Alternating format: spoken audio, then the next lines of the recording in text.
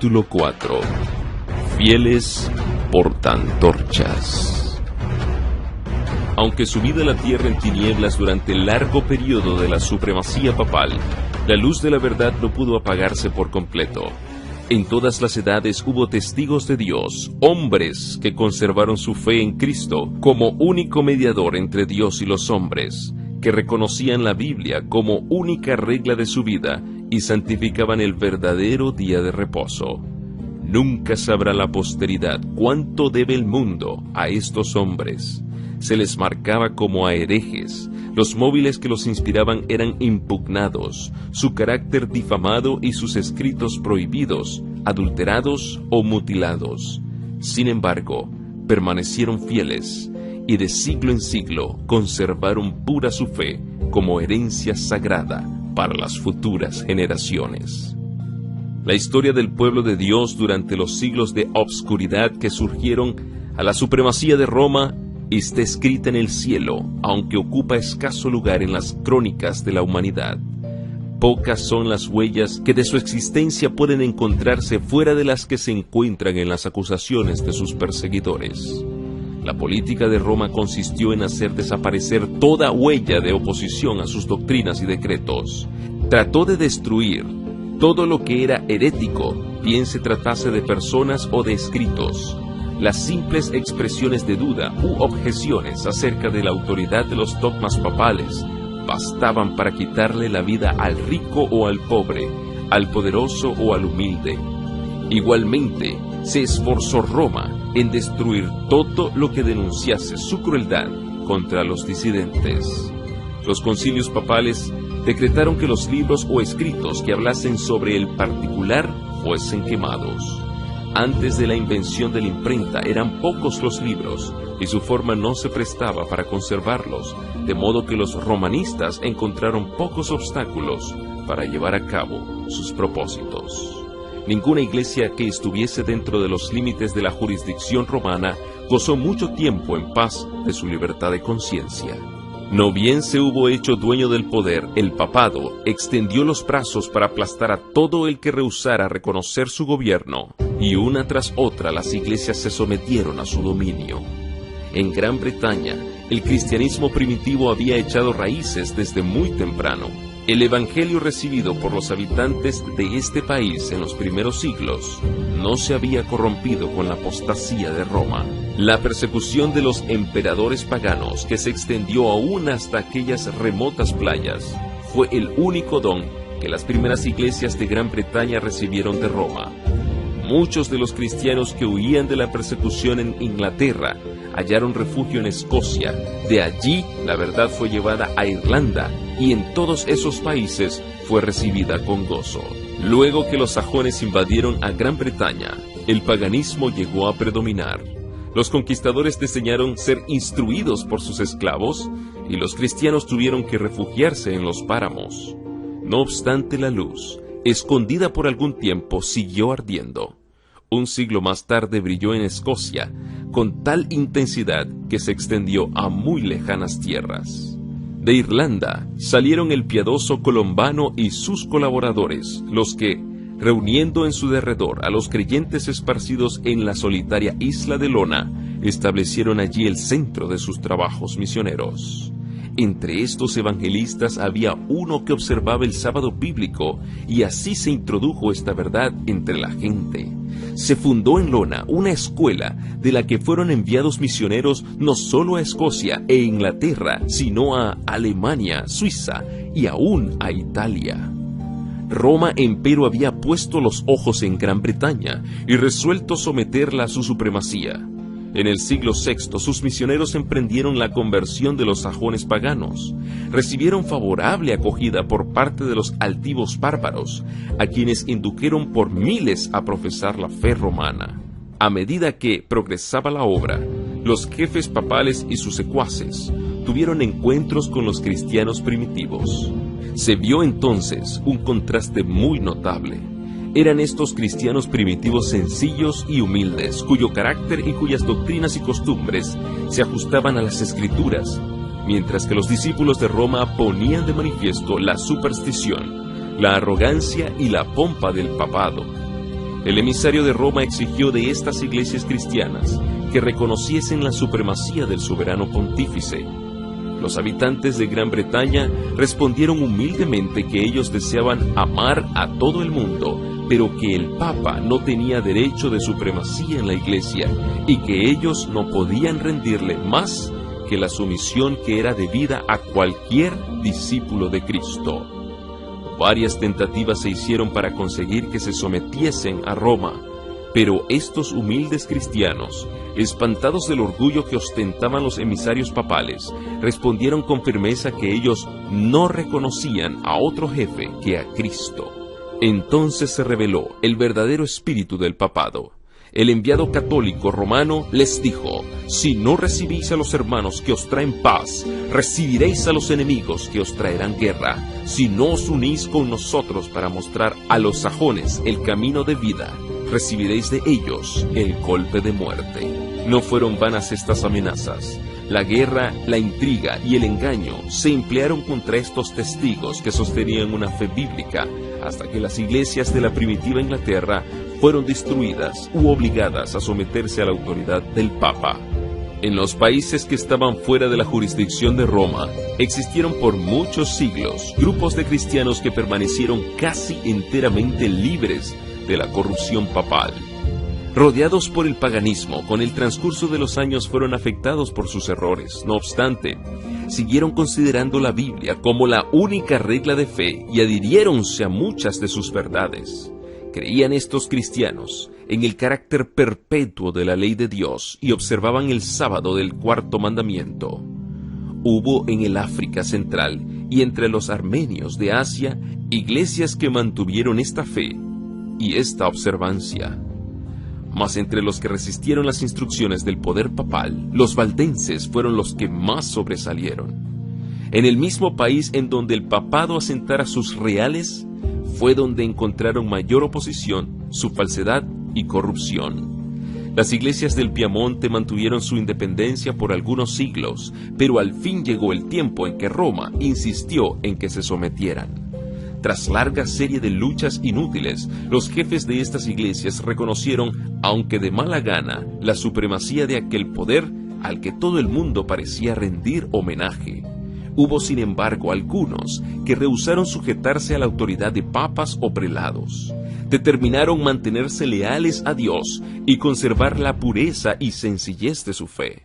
Se efectuó una separación. Los que permanecieron firmes en la antigua fe se retiraron. Algunos, abandonando sus tierras de los Alpes, alzaron el pendón de la verdad en países extraños. Otros se refugiaron en los valles solitarios y en los baluartes peñascosos de las montañas, y allí conservaron su libertad para adorar a Dios. La fe que por muchos siglos sostuvieron y enseñaron los cristianos valdenses contrastaba notablemente con las doctrinas falsas de Roma. De acuerdo con el sistema verdaderamente cristiano, fundaban su creencia religiosa en la palabra de Dios escrita. Pero esos humildes campesinos en sus obscuros retiros, alejados del mundo y sujetos a penosísimo trabajo diario entre sus rebaños y viñedos, no habían llegado de por sí al conocimiento de la verdad que se oponía a los dogmas y herejías de la iglesia apóstata. Su fe no era una fe nueva. Su creencia en materia de religión la habían heredado de sus padres. Luchaban en pro de la fe de la iglesia apostólica, la fe que ha sido una vez dada a los santos. Judas 3. La iglesia del desierto, y no la soberbia jerarquía que ocupaba el trono de la gran capital, era la verdadera iglesia de Cristo, la depositaria de los tesoros de verdad que Dios confiara a su pueblo para que los diera al mundo.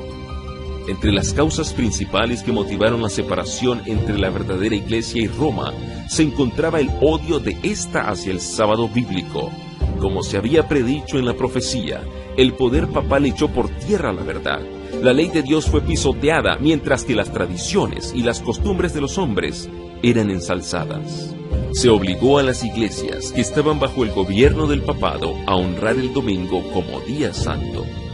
Entre los errores y la superstición que prevalecían, muchos de los verdaderos hijos de Dios se encontraban tan confundidos que a la vez que observaban el sábado se abstenían de trabajar el domingo. Mas esto no satisfacía a los jefes papales. No solo exigían que se santificara el domingo, sino que se profanara el sábado, y acusaban en los términos más violentos a los que se atrevían a honrarlo. Solo huyendo del poder de Roma era posible obedecer en paz a la ley de Dios. Los valdenses se contaron entre los primeros de todos los pueblos de Europa que poseyeron una traducción de las Escrituras. Centenares de años antes de la Reforma, tenían ya la Biblia manuscrita en su propio idioma. Tenían pues la verdad sin adulteración, y esto los hizo objeto especial del odio y de la persecución. Declaraban que la Iglesia de Roma era la Babilonia apóstata del Apocalipsis, y con peligro de sus vidas se oponían a su influencia y principios corruptores. Aunque bajo la presión de una larga persecución, algunos sacrificaron su fe e hicieron poco a poco concesiones en sus principios distintivos. Otros se aferraron a la verdad. Durante siglos de obscuridad y apostasía, hubo valdenses que negaron la supremacía de Roma, que rechazaron como idolátrico el culto a las imágenes y que guardaron el verdadero día de reposo. Conservaron su fe en medio de la más violenta y tempestuosa oposición. Aunque degollados por la espada de Saboya y quemados en la hoguera romanista, defendieron con firmeza la palabra de Dios y su honor. Tras los elevados baluartes de sus montañas, refugio de los perseguidos y oprimidos en todas las edades, hallaron los valdenses seguro escondite. Allí se mantuvo encendida la luz de la verdad en medio de la oscuridad de la Edad Media. Allí los testigos de la verdad conservaron por 1000 años la antigua fe. Dios había provisto para su pueblo un santuario de terrible grandeza, como convenía a las grandes verdades que les había confiado. Para aquellos fieles desterrados, las montañas eran un emblema de la justicia inmutable de Jehová. Señalaban a sus hijos aquellas altas cumbres que a manera de torres se erigían en inalterable majestad, y les hablaban de aquel en quien no hay mudanza ni sombra de variación, cuya palabra es tan firme como los montes eternos. Dios había afirmado las montañas y las había ceñido de fortaleza. Ningún brazo podía removerlas de su lugar, sino solo el poder infinito. Asimismo había establecido su ley, fundamento de su gobierno en el cielo y en la tierra. El brazo del hombre podía alcanzar a sus semejantes y quitarles la vida, pero antes podría desarraigar las montañas de sus cimientos y arrojarlas al mar que modificar un precepto de la ley de Jehová o borrar una de las promesas hechas a los que cumplen su voluntad. En su fidelidad a la ley, los siervos de Dios tenían que ser tan firmes como las inmutables montañas. Los montes que circundaban sus hondos valles atestiguaban constantemente el poder creador de Dios y constituían una garantía de la protección que Él les deparaba. Aquellos peregrinos aprendieron a cobrar cariño a esos símbolos mudos de la presencia de Jehová.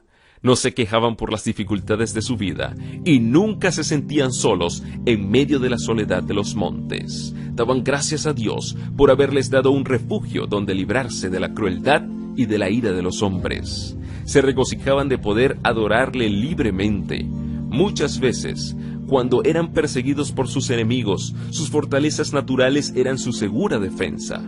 En más de un encumbrado risco, cantaron las alabanzas de Dios, y los ejércitos de Roma no podían acallar sus cantos de acción de gracias. Pura, sencilla y ferviente fue la piedad de estos discípulos de Cristo. Apreciaban los principios de verdad más que las casas, las tierras, los amigos y parientes, más que la vida misma. Trataban ansiosamente de inculcar estos principios en los corazones de los jóvenes. Desde su más tierna edad, estos recibían instrucción en las Sagradas Escrituras y se les enseñaba a considerar sagrados los requerimientos de la ley de Dios. Los ejemplares de la Biblia eran raros, por eso se aprendían de memoria sus preciosas palabras. Muchos podían recitar grandes porciones del Antiguo Testamento y del Nuevo. Los pensamientos referentes a Dios se asociaban con las escenas sublimes de la naturaleza y con las humildes bendiciones de la vida cotidiana. Los niños aprendieron a ser agradecidos a Dios como el dispensador de todos los favores y de todos los consuelos. como padres tiernos y afectuosos, amaban a sus hijos con demasiada inteligencia para acostumbrarlos a la complacencia de los apetitos. Les esperaba una vida de pruebas y privaciones y tal vez el martirio. Desde niños se les acostumbraba a sufrir penurias, a ser sumisos y sin embargo capaces de pensar y obrar por sí mismos. Desde temprano se les enseñaba a llevar responsabilidades, a hablar con prudencia y a apreciar el valor del silencio. Una palabra indiscreta que llegara a oídos del enemigo podía no solo hacer peligrar la vida de aquel que la profería, sino la de centenares de sus hermanos, porque así como los lobos acometen su presa, los enemigos de la verdad perseguían a los que se atrevían a abogar por la libertad de la fe religiosa. Los valdenses habían sacrificado su prosperidad mundana por causa de la verdad y trabajaban con incansable paciencia para conseguirse el pan. Aprovechaban cuidadosamente todo pedazo de suelo cultivable entre las montañas y hacían producir a los valles y a las faldas de los cerros menos fértiles. La economía y la abnegación más rigurosa formaban parte de la educación que recibían los niños como único legado. Se les enseñaba que Dios había determinado que la vida fuese una disciplina y que sus necesidades solo podían ser satisfechas mediante el trabajo personal, la previsión, el cuidado y la fe. Este procedimiento era laborioso y fatigoso, pero saludable. Es precisamente lo que necesita el hombre en su condición caída, la escuela que Dios le proveyó para su educación y desarrollo. Mientras que se acostumbraba a los jóvenes al trabajo y a las privaciones, no se descuidaba la cultura de su inteligencia. Se les enseñaba que todas sus facultades pertenecían a Dios y que todas debían ser aprovechadas y desarrolladas para servirle. En su pureza y sencillez, las iglesias valdenses se asemejaban a la iglesia de los tiempos apostólicos, rechazaban la supremacía de papas y prelados y consideraban la Biblia como única autoridad suprema e infalible. En contraste con el modo de ser de los orgullosos sacerdotes de Roma, sus pastores seguían el ejemplo de su maestro que no vino para ser servido, sino para servir. Apacentaban el rebaño del Señor conduciéndolo por verdes pastos y a las fuentes de agua de vida de su santa palabra. Alejado de los monumentos, de la pompa y de la vanidad de los hombres, el pueblo se reunía no en soberbios templos ni en suntuosas catedrales, sino a la sombra de los montes, en los valles de los Alpes o en tiempo de peligro en sitios peñascosos semejantes a fortalezas, para escuchar las palabras de verdad de labios de los siervos de Cristo. Los pastores no solo predicaban el Evangelio, sino que visitaban a los enfermos, catequizaban a los niños, amonestaban a los que andaban extraviados y trabajaban para resolver las disputas y promover la armonía y el amor fraternal. En tiempo de paz eran sostenidos por las ofrendas voluntarias del pueblo, pero, a imitación de San Pablo, que hacía tiendas, todos aprendían algún oficio o profesión con que sostenerse en caso necesario. Los pastores impartían instrucción a los jóvenes. A la vez que se atendía a todos los ramos de la instrucción, la Biblia era para ellos el estudio principal. Aprendían de memoria los evangelios de San Mateo y de San Juan, y muchas de las epístolas. Se ocupaban también en copiar las Santas Escrituras. Algunos manuscritos contenían la Biblia entera y otros solamente breves trozos escogidos, a los cuales agregaban algunas sencillas explicaciones del texto los que eran capaces de exponer las Escrituras. Así se sacaban a la luz los tesoros de la verdad que por tanto tiempo habían ocultado los que querían elevarse a sí mismos sobre Dios. Trabajando con paciencia y tenacidad en profundas y oscuras cavernas de la tierra, alumbrándose con antorchas, copiaban las Sagradas Escrituras versículo por versículo y capítulo por capítulo. Así proseguía la obra y la palabra revelada de Dios. Brillaba como oro puro, pero solo los que se empeñaban en esa obra podían discernir cuánto más pura, radiante y bella era aquella luz por efecto de las grandes pruebas que sufrían ellos. Ángeles del cielo rodeaban a tan fieles servidores. Satanás había incitado a los sacerdotes del Papa a que sepultaran la palabra de verdad bajo los escombros del error, la herejía y la superstición, pero ella conservó de un modo maravilloso su pureza a través de todas las edades tenebrosas. no llevaba la marca del hombre, sino el sello de Dios. Incansables han sido los esfuerzos del hombre para obscurecer la sencillez y claridad de las Santas Escrituras, y para hacerles contradecir su propio testimonio. Pero a semejanza del arca que flotó sobre las olas agitadas y profundas, la palabra de Dios cruza ilesa las tempestades que amenazan destruirla. Como las minas tienen ricas vetas de oro y plata ocultas bajo la superficie de la tierra, de manera que todo el que quiere hallar el precioso depósito debe forzosamente cavar para encontrarlo, así también contienen las Sagradas Escrituras tesoros de verdad que solo se revelan a quien los busca con sinceridad, humildad y abnegación. Dios se había propuesto que la Biblia fuese un libro de instrucción para toda la humanidad, en la niñez, en la juventud y en la edad adulta, y que fuese estudiada en todo tiempo. Dio su palabra a los hombres como una revelación de sí mismo. Cada verdad que vamos descubriendo es una nueva revelación del carácter de su autor. El estudio de las Sagradas Escrituras es el medio divinamente instituido para poner a los hombres en comunión más estrecha con su Creador y para darles a conocer más claramente su voluntad. Es el medio de comunicación entre Dios y el hombre. Si bien los valdenses consideraban el temor de Dios como el principio de la sabiduría, no dejaban de ver lo importante que es tratar con el mundo, conocer a los hombres y llevar una vida activa para desarrollar la inteligencia y para despertar las percepciones. De sus escuelas en las montañas enviaban a algunos jóvenes a las instituciones de saber de las ciudades de Francia e Italia, donde encontraban un campo más vasto para estudiar, pensar y observar que el que encontraban en los Alpes de su tierra. Los jóvenes así enviados estaban expuestos a las tentaciones, presenciaban de cerca los vicios y tropezaban con los astutos agentes de Satanás que les insinuaban las herejías más sutiles y los más peligrosos engaños. Pero habían recibido desde la niñez una sólida educación que los preparara convenientemente para hacer frente a todo eso. En las escuelas donde iban, no debían intimar con nadie. Su ropa estaba confeccionada de tal modo que podía muy bien ocultar el mayor de sus tesoros, los preciosos manuscritos de las Sagradas Escrituras. Estos, que eran el fruto de meses y años de trabajo, los llevaban consigo y, siempre que podían hacerlo, sin despertar sospecha, ponían cautelosamente alguna porción de la Biblia al alcance de aquellos cuyo corazón parecía dispuesto a recibir la verdad. La juventud valdense era educada con tal objeto desde el regazo de la madre, comprendía su obra y la desempeñaba con fidelidad. En estas casas de estudios se ganaban conversos a la verdadera fe y con frecuencia se veía que sus principios compenetraban toda la escuela. Con todo, los dirigentes papales no podían encontrar, ni aún apelando a minuciosa investigación, la fuente de lo que ellos llamaban herejía corruptora. El Espíritu de Cristo es un espíritu misionero. El primer impulso del corazón regenerado es el de traer a otros también al Salvador.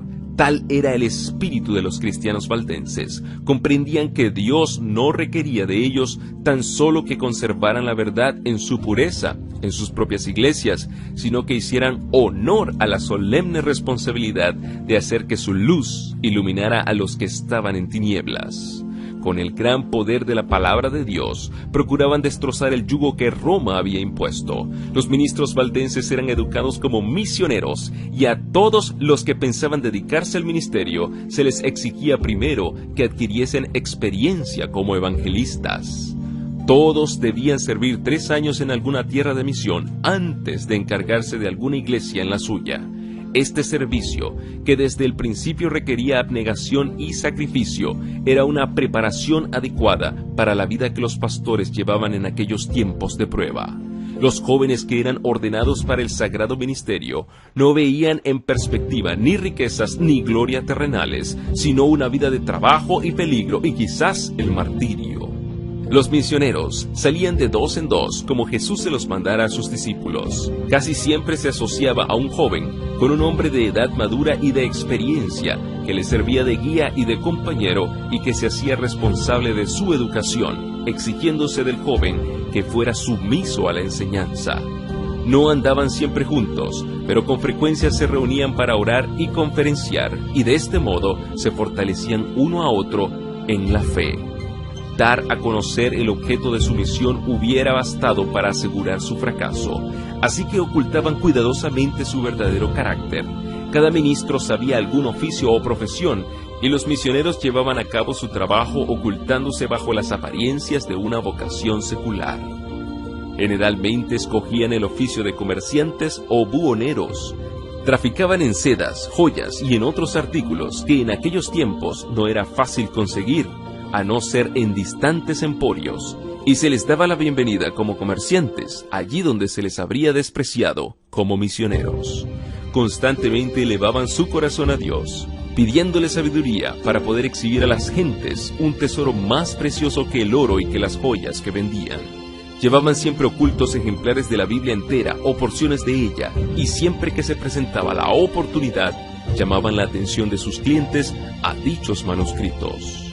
Con frecuencia despertaban así el interés por la lectura de la palabra de Dios, y con gusto dejaban algunas porciones de ella a los que deseaban tenerlas.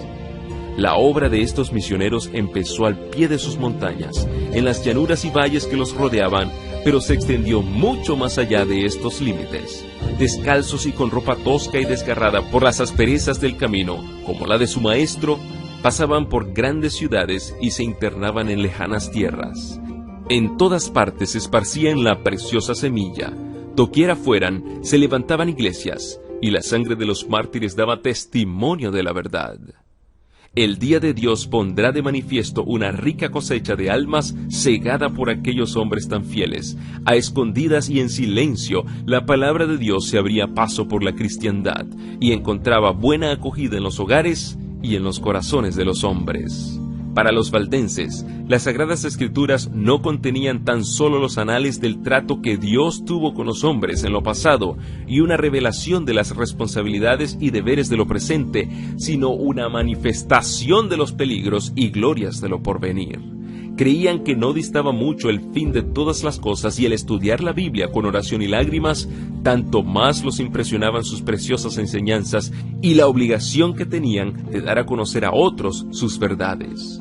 Veían claramente revelado en las páginas sagradas el plan de la salvación, y hallaban consuelo, esperanza y paz, creyendo en Jesús. A medida que la luz iluminaba su entendimiento y alegraba sus corazones, deseaban con ansia ver derramarse sus rayos sobre aquellos que se hallaban en la oscuridad del error papal. Veían que muchos, guiados por el Papa y los sacerdotes, se esforzaban en vano por obtener el perdón, mediante las mortificaciones que imponían a sus cuerpos por el pecado de sus almas. Como se les enseñaba a confiar en sus buenas obras para obtener salvación, se fijaban siempre en sí mismos, pensando continuamente en lo pecaminoso de su condición, viéndose expuestos a la ira de Dios, afligiendo su cuerpo y su alma sin encontrar alivio. Así es como las doctrinas de Roma tenían sujetas a las almas concienzudas. Millares abandonaban amigos y parientes y se pasaban la vida en las celdas de un convento.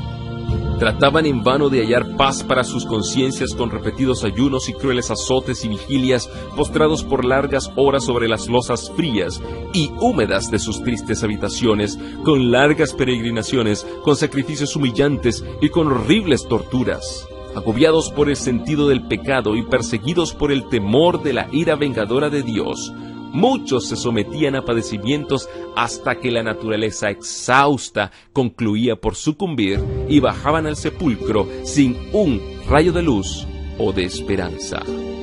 Los valdenses ansiaban compartir el pan de vida con estas almas hambrientas, presentarles los mensajes de paz contenidos en las promesas de Dios y enseñarles a Cristo como su única esperanza de salvación.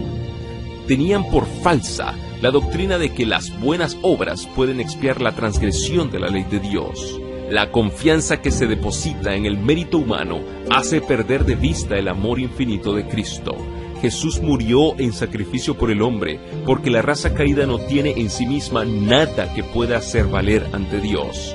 Los méritos de un Salvador crucificado y resucitado son el fundamento de la fe del cristiano. El alma depende de Cristo de una manera tan real, y su unión con Él debe ser tan estrecha como la de un miembro con el cuerpo o como la de un pámpano con la vid. Las enseñanzas de los papas y de los sacerdotes habían inducido a los hombres a considerar el carácter de Dios y aún el de Cristo como austero, tétrico y antipático. Se representaba al Salvador tan desprovisto de toda simpatía hacia los hombres caídos que era necesario invocar la mediación de los sacerdotes y de los santos. Aquellos cuya inteligencia había sido iluminada por la palabra de Dios ansiaban mostrar a estas almas que Jesús es un Salvador compasivo y amante, que con los brazos abiertos invita a que vayan a Él todos los cargados de pecados, cuidados y cansancio.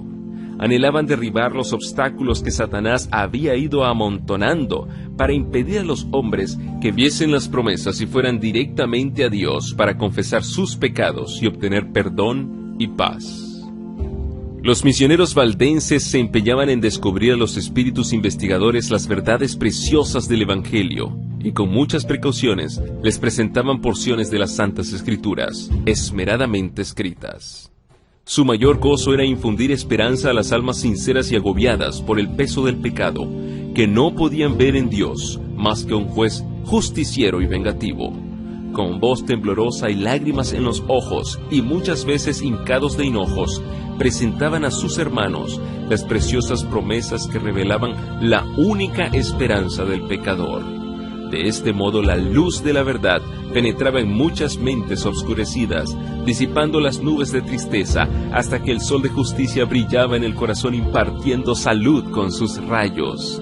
Frecuentemente leían una y otra vez alguna parte de las Sagradas Escrituras, a petición del que escuchaba, que quería asegurarse de que había oído bien. Lo que se deseaba en forma especial era la repetición de estas palabras: la sangre de Jesucristo, su Hijo, nos limpia de todo pecado. Primera de Juan 1:7. Como Moisés levantó la serpiente en el desierto, así es necesario que el Hijo del Hombre sea levantado, para que todo aquel que en Él cree no se pierda, sino que tenga vida eterna. Juan 3:14 y 15. Muchos no se dejaban engañar por los acertos de Roma. Comprendían la nulidad de la mediación de hombres o ángeles en favor del pecador. Cuando la aurora de la luz verdadera alumbraba su entendimiento, exclamaban con alborozo: Cristo es mi sacerdote, su sangre es mi sacrificio, su altar es mi confesionario. Confiaban plenamente en los méritos de Jesús y repetían las palabras: sin fe es imposible agradar a Dios. Hebreos 11:6. Porque no hay otro nombre debajo del cielo dado a los hombres en que podamos ser salvos. Hechos 4:12. La seguridad del amor del Salvador era cosa que muchas de estas pobres almas agitadas por los vientos de la tempestad no podían concebir. Tan grande era el alivio que les traía, tan inmensa la profusión de luz que sobre ellos derramaba, que se creían arrebatados al cielo. Con plena confianza ponían su mano en la de Cristo, sus pies se asentaban sobre la roca de los siglos, perdían tanto temor a la muerte, ya podían ambicionar la cárcel y la hoguera, si por su medio podían honrar el nombre de su Redentor. En lugares secretos la palabra de Dios era así sacada a la luz, y leída a veces a una sola alma, y en ocasiones a algún pequeño grupo que deseaba con ansias la luz y la verdad. Con frecuencia se pasaba toda la noche de esa manera. Tan grandes eran el asombro y la admiración de los que escuchaban, que el mensajero de la misericordia, con no poca frecuencia, se veía obligado a suspender la lectura hasta que el entendimiento llegara a darse bien cuenta del mensaje de salvación. A menudo se proferían palabras como estas: ¿aceptará Dios en verdad mi ofrenda? ¿Me mirará con ternura? ¿Me perdonará? La respuesta que se les leía era: venid a mí, todos los que estáis cansados y agobiados, y yo os daré descanso. Mateo 11:28. La fe se aferraba de las promesas, y se oía esta alegre respuesta: ya no habrá que hacer más peregrinaciones, ni viajes penosos a los santuarios. Puedo acudir a Jesús tal como soy, pecador e impío, seguro de que no desechará la oración de arrepentimiento. Los pecados te son perdonados. Los míos, sí, aún los míos, pueden ser perdonados. Un raudal de santo gozo llenaba el corazón y el nombre de Jesús era ensalzado con alabanza y acción de gracias.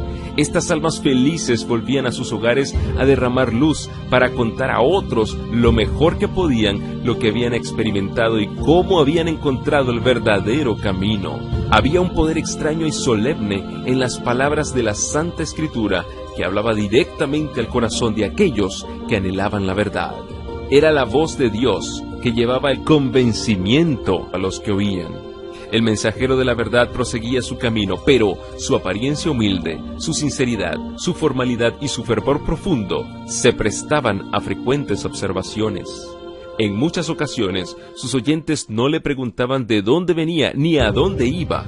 Tan embargados se hallaban al principio por la sorpresa y después por la gratitud y el gozo, que no se les ocurría hacerle preguntas. Cuando le habían instado a que los acompañara a sus casas, les había contestado que debían primero ir a visitar las ovejas perdidas del rebaño. ¿Sería un ángel del cielo?, se preguntaban. En muchas ocasiones no se volvía a ver al mensajero de la verdad.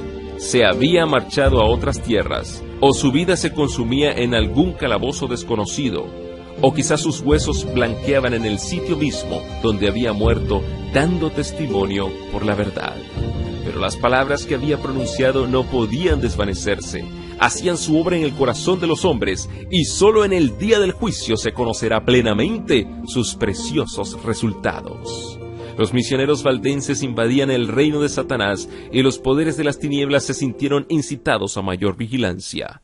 Cada esfuerzo que se hacía para que la verdad avanzara era observado por el príncipe del mal, y éste atizaba los temores de sus agentes. Los caudillos papales veían peligrar su causa debido a los trabajos de estos humildes viadentes.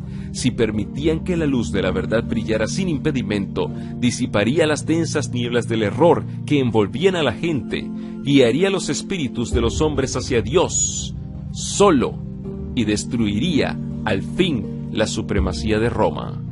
La misma existencia de estos creyentes que guardaban la fe de la primitiva iglesia era un testimonio constante contra la apostasía de Roma, y por lo tanto despertaba el odio y la persecución más implacables.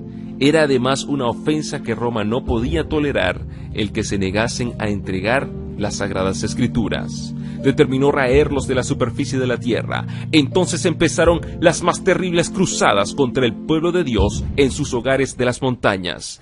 Lanzáronse inquisidores sobre sus huellas, y la escena del inocente Abel cayendo ante el asesino Caín repitióse con frecuencia. Una y otra vez fueron asolados sus feraces campos, destruidas sus habitaciones y sus capillas, de modo que de lo que había sido campos florecientes y hogares de cristianos sencillos y hacendosos, no quedaba más que un desierto. Como la fiera que se enfurece más y más al probar la sangre, así se enardecía la hazaña de los siervos del Papa con los sufrimientos de sus víctimas. A muchos de estos testigos de la fe pura se les perseguía por las montañas y se les cazaba por los valles, donde estaban escondidos entre bosques espesos y cumbres roqueñas. Ningún cargo se le podía hacer al carácter moral de esta gente proscrita. Sus mismos enemigos la tenían por gente pacífica, sosegada y piadosa. Su gran crimen consistía en que no querían adorar a Dios conforme a la voluntad del Papa, y por este crimen se les infligía todos los ultrajes, humillaciones y torturas que los hombres o los demonios podían inventar. Una vez que Roma resolvió exterminar la secta odiada, el Papa expidió una bula en que condenaba a sus miembros como herejes y los entregaba a la matanza. No se les acusaba de holgazanes, ni de deshonestos, ni de desordenados, pero se les declaró que tenían una apariencia de piedad y santidad que seducía a las ovejas del verdadero rebaño. Por lo tanto, el Papa ordenó que si la maligna y abominable secta de malvados rehúsa abjurar, fuese aplastada como serpiente venenosa. ¿Esperaba este altivo potentado tener que hacer frente otra vez a estas palabras? ¿Sabría que se hallaban archivadas en los libros del cielo para confundirle en el día del juicio? En cuanto lo hiciste a uno de los más pequeños de estos mis hermanos, dijo Jesús, a mí lo hicisteis. En aquella bula se convocaba a todos los miembros de la iglesia a participar en una cruzada contra los herejes. Como incentivo para persuadirlos a que tomaran parte en tan despiadada empresa, absolvía de toda pena o penalidad eclesiástica, tanto general como particular, a todos los que se unieran a la cruzada, quedando de hecho libres de cualquier juramento que hubieran prestado. Declaraba legítimos sus títulos sobre cualquier propiedad que hubieran adquirido ilegalmente, y prometía la remisión de todos sus pecados a aquellos que mataran a cualquier hereje. Anulaba todo contrato hecho en favor de los valdenses, ordenaba a los criados de estos a que los abandonasen, prohibía a todos que les prestasen ayuda de cualquier clase, y los autorizaba para tomar posesión de sus propiedades. Este documento muestra a las claras qué espíritu satánico obraba detrás del escenario. Es el rugido del dragón, y no la voz de Cristo, lo que en él se dejaba oír.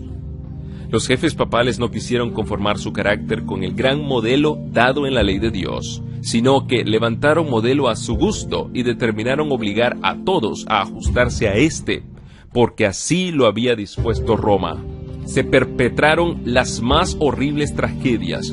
Los sacerdotes y papas corrompidos y blasfemos hacían la obra que Satanás les señalara. No había cabida para la misericordia en sus corazones. El mismo espíritu que crucificara a Cristo y que matara a los apóstoles, el mismo que impulsara al sanguinario Nerón contra los fieles de su tiempo, estaba empeñado en exterminar a aquellos que eran amados de Dios.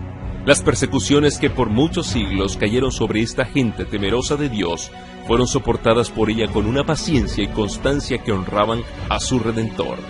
No obstante, las cruzadas lanzadas contra ellos y la inhumana matanza a que fueron entregados, siguieron enviando a sus misioneros a diseminar la preciosa verdad.